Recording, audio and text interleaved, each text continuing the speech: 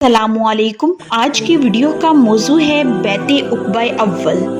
اعلان نبوت کے 11ویں سال حج کے موقع پر یثرب کے جن 6 آدمیوں نے اسلام قبول کیا تھا اور یہ وعدہ کیا تھا کہ وہ مدینہ پہنچ کر آپ صلی اللہ علیہ وآلہ وسلم کی رسالت کی تبلیغ کریں گے، انہوں نے پوری ذمہ داری سے مدینہ پہنچ کر اسلام اور پیغمبر اسلام کی تبلیغ کی اور اعلان نبوت کے 12ویں سال جولائی 621 میں موسم حج میں وہی 6 آدمی 7 دوسرے افراد یعنی کل 12 آدمیوں کے ساتھ منع میں اسی مقام عقبہ کے پاس آپ صلی اللہ علیہ وآلہ وسلم سے بڑے ذوق و شوق سے ملے۔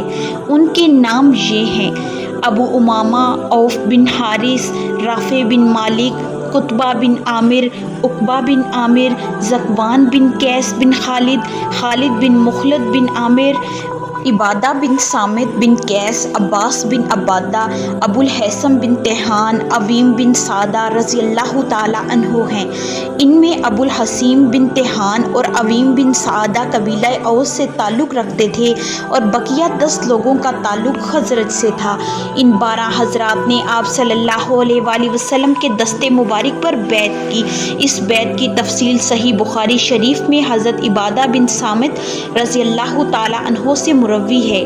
وہ بیان کرتے ہیں کہ رسول اللہ صلی اللہ علیہ وآلہ وسلم نے فرمایا: آؤ مجھ سے اس بات پر بیعت کرو کہ اللہ کے ساتھ کسی چیز کو شریک نہ کرو گے، چوری اور زنا نہ کرو گے، اپنی لڑکیوں کو قتل نہیں کرو گے، کسی پر جھوٹی تہمت نہیں لگاؤ گے اور کسی اچھی بات میں میری نافرمانی نہ کرو گے۔ بیعت پوری ہو گئی اور حج ختم ہو گیا تو رخصت ہوتے وقت اس مسلم جماعت نے آپ صلی اللہ علیہ وآلہ وسلم سے درخواست کی کہ ہمارے ساتھ ایک مبلغ بھیجا جائے۔ آپ صلی اللہ علیہ وآلہ وسلم نے مؤصب بن عمیر رضی اللہ تعالیٰ عنہ کو یثرب میں اپنا پہلا سفیر بنا کر بھیجا تاکہ وہ مسلمانوں کو اسلام کی تعلیم دیں اور جو لوگ شرک پر ہیں ان میں اسلام کی تبلیغ کریں۔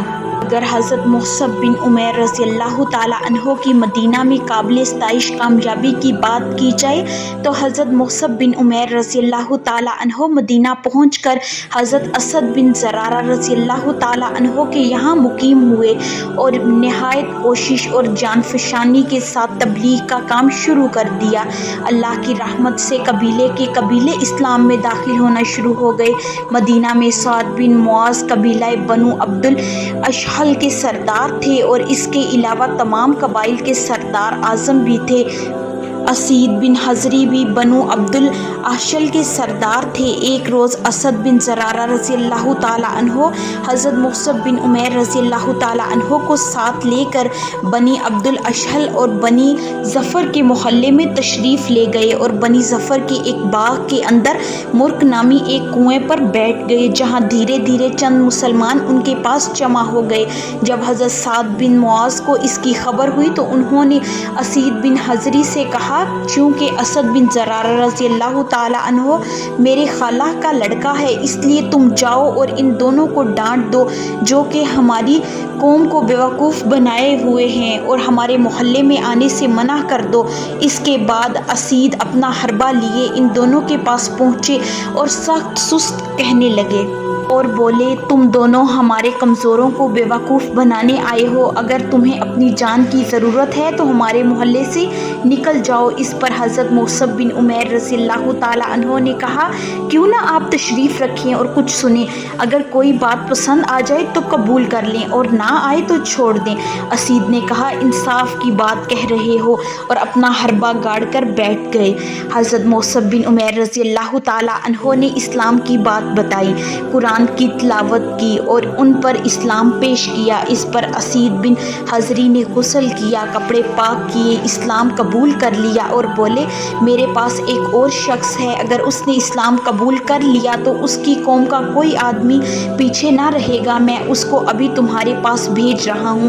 اس کے بعد حضرت اسید بن حضرہ رضی اللہ تعالیٰ عنہ اپنا حربہ اٹھائے سعد بن معاذ کے پاس پہنچے۔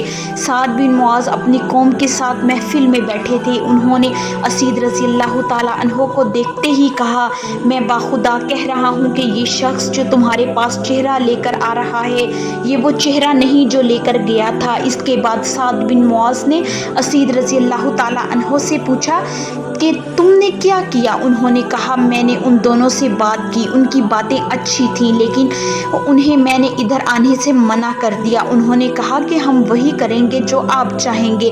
مجھے یہ بھی معلوم ہوا ہے کہ بنی حارثہ کے لوگ اسید بن زرارہ رضی اللہ تعالیٰ عنہ کو قتل کرنے گئے ہیں، اس کی وجہ یہ ہے کہ وہ آپ کا خالہ زاد بھائی ہے۔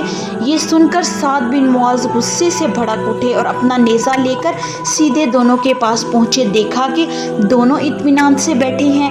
اسید رضی اللہ تعالیٰ عنہ کا یہ منشا تھا کہ سعد بن زید بھی ان کی باتیں سنے، لیکن سعد بن معاذ پہنچتے ہی ان دونوں کو سخت سست کہنے لگے اور اسد بن زرارہ رضی اللہ تعالیٰ عنہ کو مخاطب کر کے بولے، خدا کی قسم اگر میرے اور تیرے درمیان قرابت نہ ہوتی تو ہم کبھی یہ برداشت نہ کرتے کہ ہمارے محلے میں آ کر تم ایسی حرکتیں کرو جو ہمیں گوارا نہیں۔ اس کے بعد مصعب بن عمیر رضی اللہ تعالیٰ عنہ نے کہا، کیوں نہ آپ بیٹھیں اور ہماری بات سنیں، اگر پسند آئی تو قبول کریں اور اگر پسند نہ آئی تو ہم اپنی بات آپ سے دور ہی رکھیں گے۔ سعد بن معاذ نے کہا، انصاف کی بات کہہ رہے ہو، اور اپنا نیزہ گاڑ کر وہیں بیٹھ گئے۔